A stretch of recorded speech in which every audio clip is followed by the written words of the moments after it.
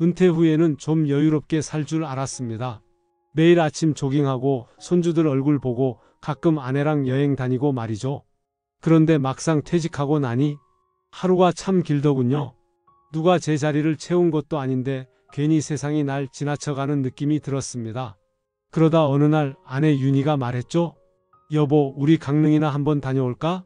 그래요, 마침 잘 됐다 싶었습니다. 그냥 바다 보고 회 먹고 조용히 걷다 오면 되겠거니 했죠. 그런데 그날 생각보다 바람이 좋았습니다. 억새가 흔들리고 햇살은 포근했고 우리가 바닷길 따라 걷다가 한 오션뷰 카페 앞에 섰습니다. 외관은 멋졌죠? 근데 막상 안에 들어가 보니 빵 맛은 그저 그렇고 커피는 솔직히 프랜차이즈만 못했습니다. 그런데도 사람들이 줄을 서 있는 겁니다. 사진 찍고 태그 달고 바다 배경으로 인증샷 찍고. 그때 아내가 물었습니다. 여보, 우리도 이런 거 한번 해보면 어때? 처음엔요, 말도 안 되는 소리라고 생각했습니다. 근데 그 말이 자꾸 머릿속에서 떠나질 않더군요. 그 순간부터였습니다. 내 마음속 어디선가 무언가가 딸깍하고 켜졌습니다.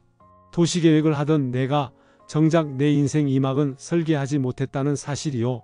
결국 그날이 우리 인생을 완전히 바꿔놓았습니다. 어떻게 바뀌었냐고요? 지금부터 그 이야기를 들려드리겠습니다. 잠깐 좋아요와 구독을 눌러주시면 채널 제작에 많은 도움이 됩니다. 이도현은 아침 7시에 눈을 떴습니다. 습관처럼 몸을 일으켜 세웠지만 갈 곳이 없다는 사실이 다시 한번 가슴을 짓눌렀어요. 37년간 다닌 시청을 떠난 지 벌써 석 달째였습니다. 퇴직금 정리도 끝났고 연금 신청도 마쳤지만 여전히 허전했어요. 여보, 아침 드세요. 최윤희가 식탁에 반찬을 차려놓으며 말했습니다. 64살의 윤희는 도연보다 3살 어렸지만 살림살이에서만큼은 늘 앞서 나갔어요. 오늘도 어디 나가실 거예요? 글쎄, 도연은 대답을 흐렸습니다. 매일 동네를 한 바퀴 돌고 도서관에 앉아 신문을 읽고 점심 먹고 돌아오는 일상이 반복되고 있었어요. 젊은 시절 꿈꿨던 여유로운 노후와는 거리가 멀었습니다. 강릉이나 다녀올까요? 윤희가 조심스럽게 제안했어요. 날씨도 좋고 바닷바람이라도 쐬고 오면 기분이 나아질 것 같은데? 도연은 고개를 끄덕였습니다. 어차피 집에 있어도 할 일이 없었으니까요. 그래, 좋은 생각이야. 오랜만에 바다나 보자. 이틀 후 부부는 강릉행 KTX에 몸을 맡겼습니다. 기차가 터널을 빠져나올 때마다 펼쳐지는 산과 들을 보며 도연은 조금씩 마음이 열리는 걸 느꼈어요. 윤희는 창밖 풍경을 스마트폰으로 찍으며 신이 났습니다. 여보, 저기 봐요. 바다가 보여요. 윤희가 손가락으로 가리키며 소리쳤어요. 강릉역에 도착한 후 부부는 택시를 타고 경포대 해수욕장으로 향했습니다. 10월 말이라 해수욕장은 한산했지만 가을 바다만의 고즈넉한 아름다움이 있었어요. 파도 소리가 귓전에 맴돌며 도연의 복잡한 마음을 달래주었습니다. 점심 먹고 커피나 한잔 할까요? 윤희가 말했어요. 저기 카페가 보이네요. 윤희가 가리킨 곳은 오션뷰 카페라는 간판을 단 3층 건물이었습니다. 외관은 깔끔하고 모던했어요. 하지만 입구에 길게 늘어선 줄을 보고 도연은 고개를 갸웃했습니다. 뭐가 그리 특별하길래 저렇게 줄을 서나? 도연이 중얼거렸어요. 30분을 기다려서야 자리에 앉을 수 있었습니다. 루프탑 테라스에 마련된 테이블에서 바라본 바다는 정말 장관이었어요. 햇살이 파도 위에서 반짝이며 눈이 부셨습니다. 와, 정말 예쁘다. 윤희가 감탄했어요. 사진 좀 찍어주세요, 여보. 도연은 윤희의 모습을 스마트폰으로 찍어주며 미소를 지었습니다. 오랜만에 보는 아내의 밝은 표정이었어요. 그런데 메뉴를 보고 도연은 깜짝 놀랐습니다. 아메리카노 한 잔에 8,000원, 케이크 한 조각에 12,000원이었어요. 이거 참, 바가지도 이런 바가지가 없네. 커피가 나왔을 때 도연의 실망은 더 커졌습니다. 맛은 그저 그랬거든요. 프랜차이즈 커피숍과 별반 다르지 않았어요. 케이크도 마찬가지였습니다. 달기만 하고 특별할 게 없었어요. 여보, 이상하네요. 도연이 윤희에게 속삭였어요. 맛도 그냥 그런데 왜 이렇게 사람들이 몰리는 거지? 윤희는 주변을 둘러보며 말했어요. 아마 이 전망 때문인 것 같아요. 바다가 이렇게 잘 보이는 곳이 흔하지 않잖아요. 그때 옆 테이블에 앉은 젊은 커플의 대화가 들렸습니다. 오빠, 여기 완전 인스타 맛집이야. 사진 진짜 잘 나와. 그래? 커피는 그냥 그런데?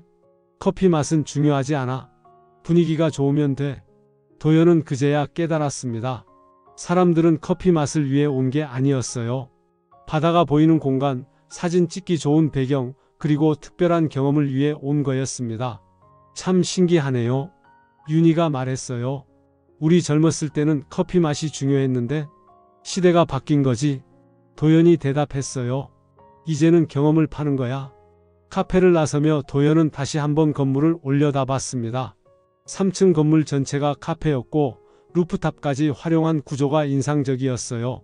도시계획 업무를 해온 도연의 눈에는 공간 활용도가 뛰어나 보였습니다. 여보, 윤희가 갑자기 도연의 팔을 잡으며 말했어요. 우리도 이런 거 한번 해보면 어때요? 뭘? 도연이 되물었어요. 카페요? 우리도 카페 한번 해보면 어떨까요?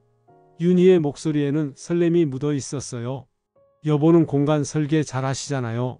저는 인테리어나 디자인 같은 거 좋아하고요. 도연은 웃으며 고개를 저었습니다. 아이고, 말도 안 되는 소리를. 우리가 뭘 안다고 카페를 해? 하지만 속으로는 다른 생각이 들었어요. 정말 불가능한 일일까? 37년간 도시계획 업무를 하며 쌓은 공간 감각, 그리고 윤희의 섬세한 감성과 손재주. 조합이 나쁘지 않을 수도 있겠다는 생각이 스쳤습니다. 그날 밤 숙소에서 윤희는 스마트폰으로 카페 관련 정보를 찾아보고 있었어요. 여보, 여기 보세요. 요즘 카페 창업하는 사람들 정말 많아요. 은퇴 후에 제2의 인생으로 시작하는 분들도 많고요. 도연은 옆에서 윤희의 스마트폰 화면을 들여다봤습니다. 카페 창업 성공 사례들이 줄줄이 나왔어요. 특히 은퇴자들의 성공담이 눈에 띄었습니다. 정말 우리도 할 수 있을까? 도연이 조심스럽게 물었어요. 해보지도 않고 어떻게 알아요? 윤희가 환하게 웃으며 대답했어요. 최소한 지금보다는 재미있을 것 같은데요. 그날 밤 도연은 잠이 오지 않았습니다. 머릿속에서 온갖 생각들이 맴돌았어요. 퇴직금과 적금을 합치면 자금도 마련할 수 있을 것 같았고, 강릉처럼 바다가 보이는 곳에서 카페를 운영하는 모습이 그려지기 시작했습니다. 다음날 아침 부부는 다시 그 카페를 찾았어요. 이번에는 관찰하기 위해서였습니다. 도연은 테이블 배치와 동선을 유심히 살펴봤고, 윤희는 인테리어 소품들과 분위기를 꼼꼼히 체크했어요. 생각보다 어려울 것 같지 않아요. 윤희가 속삭였어요. 기본만 갖추면 될 것 같은데요. 서울로 돌아가는 기차 안에서 부부는 진지하게 이야기를 나눴습니다. 농담으로 시작된 카페 창업 이야기가 점점 구체적인 계획으로 바뀌어가고 있었어요. 정말 해볼까요, 여보? 윤희가 마지막으로 물었어요. 도연은 잠시 침묵했다가 고개를 끄덕였습니다. 그래, 해보자. 어차피 지금 하는 일도 없잖아. 40에 시작해도 늦지 않다고 하는데 60 후반에 뭐 못하겠어? 그렇게 이도형과 최윤희 부부의 제2의 인생이 시작되었습니다. 바다 앞에서 다시 피어난 꿈이었어요. 서울로 돌아온 후 일주일 동안 도연과 윤희는 매일 밤 식탁에 앉아 계획을 세웠습니다.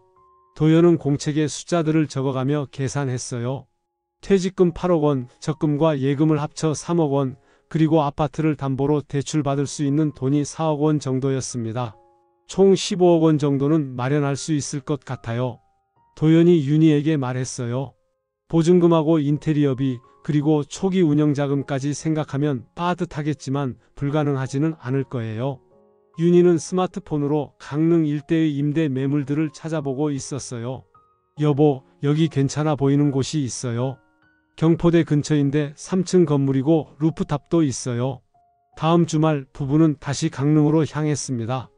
이번에는 부동산 중개업소 사장과 약속을 잡고 매물을 보러 갔어요. 건물은 해변에서 도보로 5분 거리에 있었습니다. 1층은 상가, 2층과 3층은 카페로 활용할 수 있었고, 옥상에는 루프탑 테라스를 만들 수 있는 공간이 있었어요. 전망이 정말 좋네요. 도연이 루프탑에서 바다를 바라보며 감탄했어요. 여기서 보는 일출이 장관일 것 같아요. 보증금이 3억 원이고 월세가 400만 원이에요.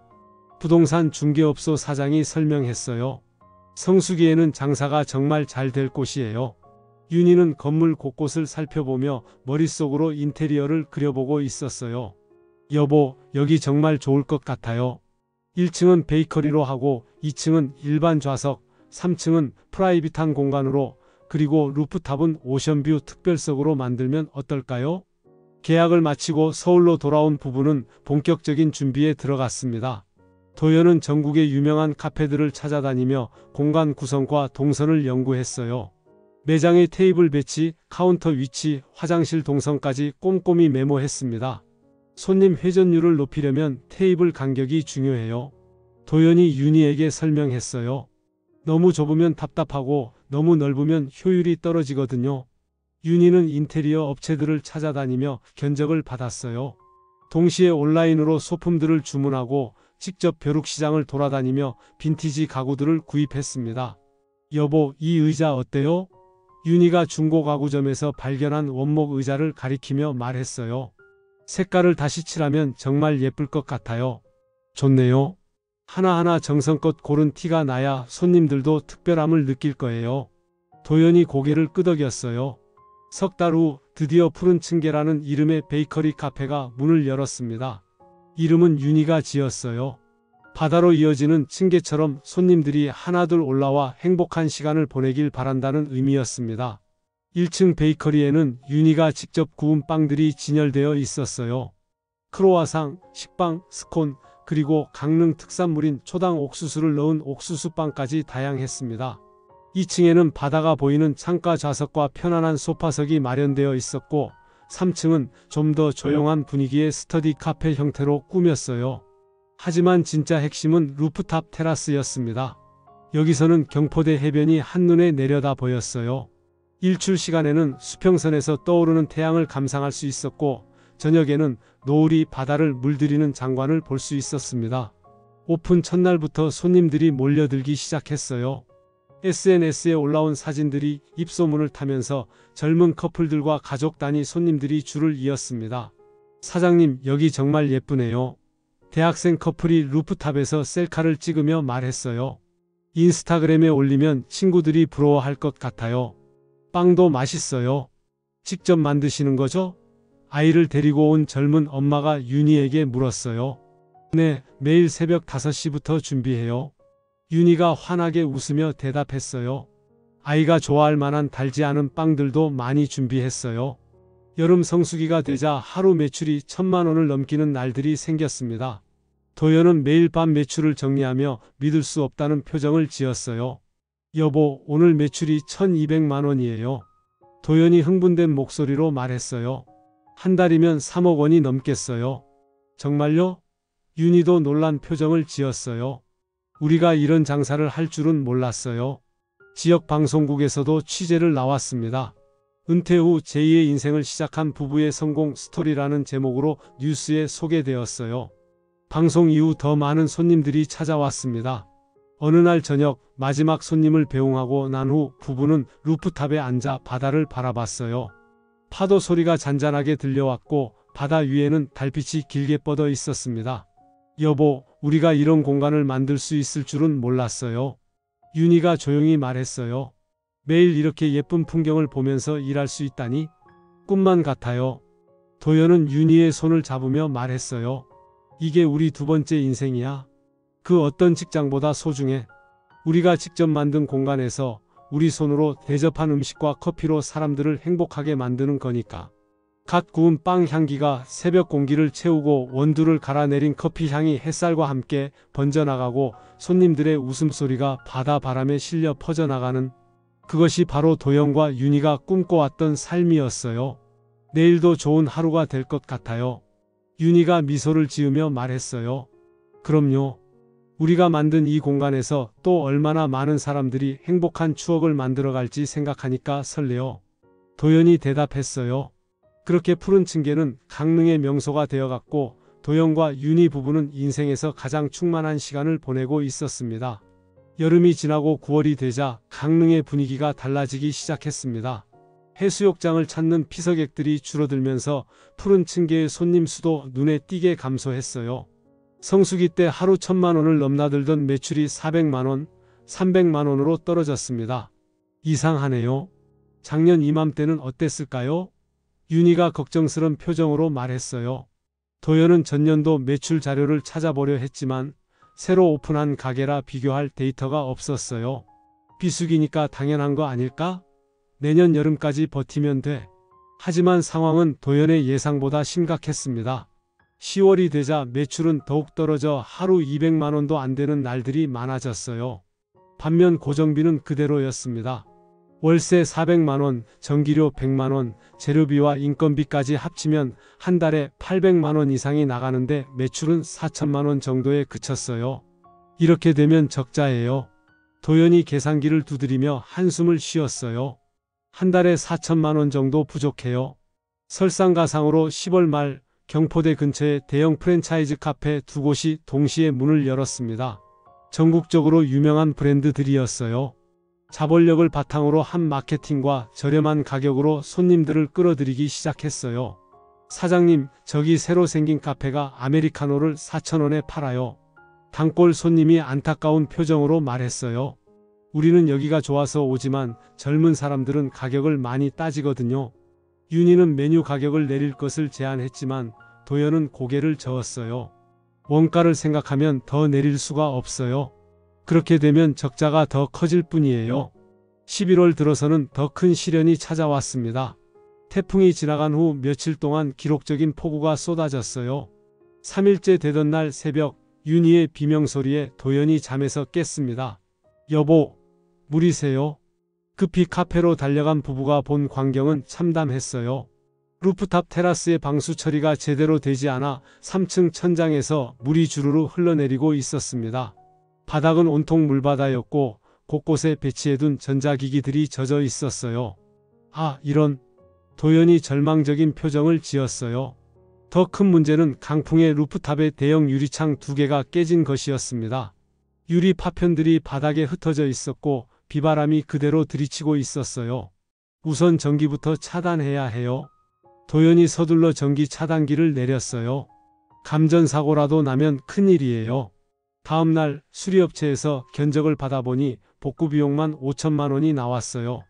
방수 공사 다시 하기, 유리창 교체, 침수된 바닥재 교체, 전자기기 수리까지 모든 걸 합친 금액이었습니다. 지금 상황에서 5천만 원을 어떻게 마련해요? 윤희가 눈물을 글썽이며 말했어요. 도연은 은행에 추가 대출을 알아봤지만 이미 한계에 가까웠어요. 아파트 담보 대출도 더 이상 늘릴 수 없었습니다. 결국 복구 공사를 위해 사채를 써야 하는 상황에 몰렸어요. 이자가 월 3%예요. 대출업체 직원이 말했어요. 5천만 원 빌리시면 한 달에 150만 원씩 이자를 내셔야 해요. 복구 공사는 한 달이 걸렸습니다. 그동안 카페는 문을 닫을 수밖에 없었어요. 매출은 전혀 없는데 월세와 이자는 계속 나가야 했습니다. 도연과 윤희의 통장 잔고는 빠른 속도로 줄어들었어요. 12월이 되자 상황은 더욱 악화되었습니다. 겨울 바다를 보러 오는 관광객들도 있었지만 여름에 비하면 턱없이 부족했어요. 하루 매출이 100만 원도 안 되는 날들이 계속되었습니다. 여보, 이대로는 안 되겠어요. 윤희가 가계부를 들여다보며 말했어요. 매달 2천만 원씩 적자가 나고 있어요. 빚만 계속 늘어나고 있어요. 도연도 알고 있었어요. 하지만 쉽게 포기할 수 없었습니다. 지금까지 투자한 돈이 아까웠고 무엇보다 꿈을 접는다는 게 받아들여지지 않았어요. 조금만 더 버텨보자. 내년 여름이 되면 다시 손님들이 올 거야. 도연이 말했지만 목소리에는 확신이 없었어요. 하지만 현실은 냉혹했습니다. 이듬해 1월 사채 이자와 월세, 각종 공과금을 합치면 한 달에 나가는 돈이 1,500만 원이 넘었어요. 반면 매출은 800만 원 정도에 그쳤습니다. 어느 날 밤 도연은 루프탑에 혼자 올라가 바다를 바라봤어요. 파도 소리가 예전보다 더 크게 들렸습니다. 마치 무언가를 경고하는 것 같았어요. 내가 너무 안일하게 생각했나? 도연이 자책했어요. 카페 사업이 이렇게 어려운 줄 몰랐어. 다음 날 아침 윤희가 조심스럽게 말을 꺼냈어요. 여보, 이제 정말 심각하게 생각해 봐야 할 것 같아요. 계속 이렇게 가다가는 아파트까지 잃을 수도 있어요. 도연은 고개를 끄덕였어요. 자존심보다 현실을 택해야 할 때였습니다. 그래, 문 닫자. 도연이 무거운 목소리로 말했어요. 더 이상 버틸 수 없어. 2월 말 푸른 층계는 문을 닫았습니다. 폐업 신고를 하는 날 윤희는 루프탑에서 마지막으로 바다를 바라봤어요. 우린 정말 열심히 했잖아요. 윤희가 눈물을 흘리며 말했어요. 실패였지만 난 후회 안 해요. 적어도 꿈을 향해 도전해 봤으니까. 도연은 윤희의 어깨를 감싸며 말했어요. 그래, 우리 최선을 다했어. 이제 다시 시작하자. 결국 부부는 13억 원의 빚을 안고 다시 서울로 돌아왔습니다. 꿈 같았던 카페 사업은 1년 만에 끝이 났어요. 서울로 돌아온 도연과 윤희는 작은 전세방에서 새로운 삶을 시작해야 했습니다. 13억 원의 빚을 갚기 위해 아파트를 팔았고 이제 남은 건 월세 50만 원짜리 투룸뿐이었어요. 67살과 65살에 다시 맨손으로 시작하는 인생이었습니다. 여보, 우리 이제 어떻게 살아야 할까요? 윤희가 텅 빈 냉장고 앞에서 한숨을 쉬었어요. 도연은 구인구직 사이트를 뒤져보고 있었어요. 하지만 60 후반의 나이에 할 수 있는 일은 많지 않았습니다. 경비, 청소, 배달 모두 젊은 사람들과 경쟁해야 하는 일들이었어요. 그러던 중 도연의 눈에 띈 것이 대리운전 모집 공고였습니다. 나이 제한 없음, 운전 경력 10년 이상이라는 조건이 있었어요. 대리운전이라? 도연이 중얼거렸어요. 공무원 시절 관용차를 운전했던 경험이 30년 넘었고 운전 실력에는 자신이 있었습니다. 다음 날 도연은 대리운전 회사를 찾아갔어요. 젊은 직원이 설명해 줬습니다. 하루 평균 5에서 6건 정도 하시면 15만 원에서 20만 원 정도 벌 수 있어요. 주말이나 금요일 밤에는 더 많이 벌 수도 있고요. 한 달이면 얼마나 될까요? 도연이 물었어요. 열심히 하시면 월 180만 원에서 200만 원 정도는 가능해요. 도연은 망설였습니다. 37년간 시청에서 도시계획 업무를 담당했던 사람이 이제 밤마다 술 취한 사람들을 집까지 바래다 주는 일을 해야 한다니? 자존심이 상했어요. 하지만 현실 앞에서는 자존심도 사치였습니다. 매달 나가야 할 돈이 월세 50만 원, 생활비 100만 원, 각종 대출 이자 50만 원, 최소한 200만 원은 벌어야 했어요. 신청하겠습니다. 도연이 결심을 굳혔어요. 한편 윤희는 동네 마트의 반찬 코너에서 일자리를 구했습니다. 하루 6시간, 주 5일 근무로 월급은 120만 원이었어요. 사모님, 김치 좀 더 넣어주세요. 손님이 말했어요. 네, 알겠습니다. 윤희가 웃으며 대답했지만 속으로는 복잡한 심정이었어요. 불과 1년 전만 해도 바다가 보이는 카페에서 손님들을 맞이했는데 이제는 마트 반찬 코너에서 일하고 있으니까요. 도연의 첫 대리운전 날이었습니다. 저녁 9시부터 새벽 3시까지 6시간 동안 강남 일대를 돌아다녔어요. 첫 번째 손님은 회식을 마친 회사원이었습니다. 아저씨, 수원까지 가주세요. 술에 취한 손님이 뒷좌석에서 말했어요. 네, 알겠습니다. 도연이 정중하게 대답했어요. 차 안에서 손님이 토할 뻔했을 때 도연은 급히 비닐봉지를 건네주었습니다. 예전 같으면 상상도 못했을 일이었어요. 하지만 이제는 생계를 위해 해야 하는 일이었습니다. 새벽에 집에 돌아온 도연은 하루 수입을 계산해 봤어요. 6건을 했는데 17만 원이 나왔습니다. 어때요, 여보? 윤희가 따뜻한 차를 끓여주며 물었어요. 생각보다 나쁘지 않아요. 도연이 피곤한 표정으로 대답했어요. 익숙해지면 더 많이 벌 수 있을 것 같아요. 한 달이 지나자 도연은 대리운전에 어느 정도 적응했어요. 강남, 홍대, 이태원, 서울의 밤 문화를 처음 접해보는 경험이었습니다. 다양한 사람들을 만났어요. 젊은 직장인들, 사업가들, 때로는 연예인들까지. 아저씨, 운전 정말 잘하시네요. 한 손님이 말했어요. 다른 기사들은 차가 덜컹거리는데 아저씨는 부드럽게 해주시네요. 고맙습니다. 도연이 미소를 지으며 대답했어요. 칭찬 한마디가 고된 하루를 위로해줬습니다. 윤희도 마트 일에 적응해 갔어요. 처음에는 서툴렀지만 점차 단골 손님들이 생겼습니다. 이모가 만든 잡채가 제일 맛있어요. 젊은 직장인이 말했어요. 그래요? 고마워요. 다음에 또 사가세요. 윤희가 환하게 웃었어요. 석 달 후 부부는 작은 성과를 거뒀습니다. 도연은 월 190만 원, 윤희는 월 120만 원을 벌어 총 310만 원의 수입이 생겼어요. 생활비를 빼고도 여유가 있었습니다. 여보, 우리 이제 진짜 바닥부터 다시 시작하는 거네요. 윤희가 가계부를 정리하며 말했어요. 그렇지. 하지만 이번에는 무리하지 않을 거야. 도연이 말했어요. 빚내서 큰 사업 같은 건 다시는 안 할 거야. 도연은 대리운전을 하면서 만난 사람들의 이야기에 관심을 갖기 시작했어요. 회사원의 고충, 사업가의 애환, 젊은이들의 꿈, 다양한 인생 이야기들이 차 안에서 펼쳐졌습니다. 이런 이야기들을 글로 써보면 어떨까? 도연이 윤희에게 말했어요. 좋은 생각이에요. 여보 글 잘 쓰시잖아요. 윤희가 격려했어요. 도연은 퇴직 후 핸들을 다시 잡은 남자의 이야기라는 제목으로 대리운전 일기를 쓰기 시작했어요. 매일 밤 만난 사람들의 이야기, 그리고 자신의 솔직한 심정을 담았습니다. 한편 부부는 작은 투자도 시작했어요. 월세 30만 원짜리 원룸 하나를 사서 임대를 준비했습니다. 이번에는 정말 안전하게 가는 거예요. 윤희가 말했어요. 대출 없이 현금으로만 사는 거니까. 1년 후 도연의 대리운전 일기는 전자책으로 출간되었어요. 많은 판매량을 기록하지는 못했지만 비슷한 처지의 중년들에게 위로와 용기를 주었습니다. 실패는 끝이 아니라 방향 전환이었다는 도연의 문장이 독자들에게 깊은 인상을 남겼어요. 어느 날 밤 도연은 대리운전을 마치고 집으로 돌아오는 길에 경포대 해변을 떠올렸어요. 그곳에서의 꿈 같았던 시간들이 그리웠지만 후회는 없었습니다. 실패도 경험이야. 그 경험이 지금의 나를 만들었으니까. 도연이 혼잣말을 했어요. 집에 도착하니 윤희가 따뜻한 저녁을 준비해 두었어요. 소박한 식탁이었지만 함께 앉아 밥을 먹을 수 있다는 것만으로도 감사했습니다. 여보, 우리 이제 진짜 행복한 것 같아요. 윤희가 말했어요. 큰 꿈은 없지만 매일매일이 소중해요.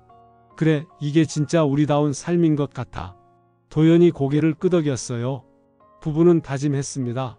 다시는 대출로 무리하지 않겠다고, 수입보다 중요한 건 지속 가능성이라고, 그리고 앞으로의 시간은 천천히 단단하게 흘러가게 하겠다고.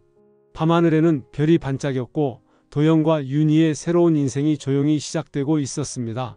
여러분은 어떻게 생각하시나요? 은퇴 후 새로운 도전은 무모한 선택일까요? 아니면 아직 끝나지 않은 삶의 기회일까요?